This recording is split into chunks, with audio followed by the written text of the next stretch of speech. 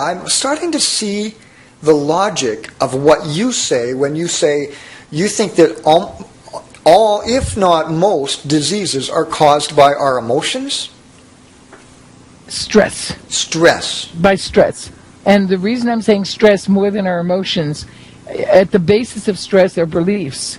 But the stress business is that whenever you get upset, and I don't care whether you're a fetus or a baby or an adult, whatever, whenever you get stressed, what happens is your body gets prepared for fight or flight. Right. And when it gets prepared for fight or flight, it's thinking in terms of a 5-minute interval, because that's how long it takes to either fight or fly. Right. Get out of there. But our stresses are things like, I can't pay my rent. That's not a 5-minute thing. So as soon as you hit a stress response, which has to do with survival, your immune system shuts down. That's okay for 5 minutes. But if it's going to last 5 months, or 2 days, or 5 days, or whatever it might be, then it affects the system. And whatever is happening at the time will impact your body. So it might impact as headaches, it might impact as diarrhea, it might impact as a cold, or it might impact as a big disease. And you've seen a lot of examples of this, haven't you? Yes. Too much. Yes. And more, I'm learning that belief systems are behind all of this stress. Because not everything stresses you. It's the things that you believe will stress you that stress you. See, there you go. I think that's one of the keys. Because I used to think, when you used to present this idea to me, I think, well, Boulder Dash, if you want to be healthy, all you have to do is eat the right foods and go out and exercise or do Tai Chi or do yoga, and physically you'll be healthy. But really, what you're doing is, in my opinion now, is you're putting a Band-Aid on the real problem. And yeah, you can keep yourself physically healthy, but you've still got that mental and emotional stress behind it that is going to keep creeping up until you change your behavior on your belief systems, right? More than change the behavior, you need to eliminate the emotion that triggers it.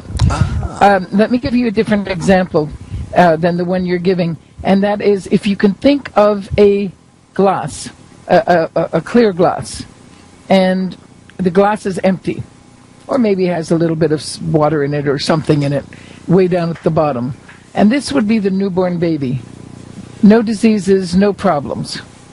And then little by little, different things impact the baby.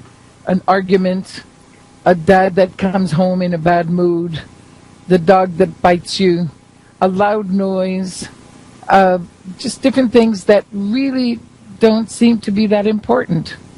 But in each of these cases, this is acting on the baby as a survival thing, where the adrenal glands set up a concern, and they set up a system of getting ready for fight or flight, which of course the baby can't do. Right. So what happens is the baby remembers, and I'm saying baby because this is the one with the empty glass. Right. The baby remembers, and not consciously, but subconsciously the baby remembers, and a loud noise is now going to provoke a response. So whether it's a thunderstorm or a door banging or a loud voice, all of these are going to trigger a response which have to do with survival for that baby. Okay, the baby grows up, becomes an adolescent, and that glass is now it's half filled with a bunch of memories and data.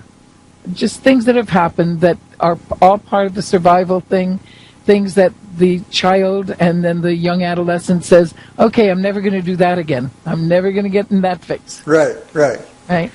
And the kid's healthy, and the kid is going to be healthy.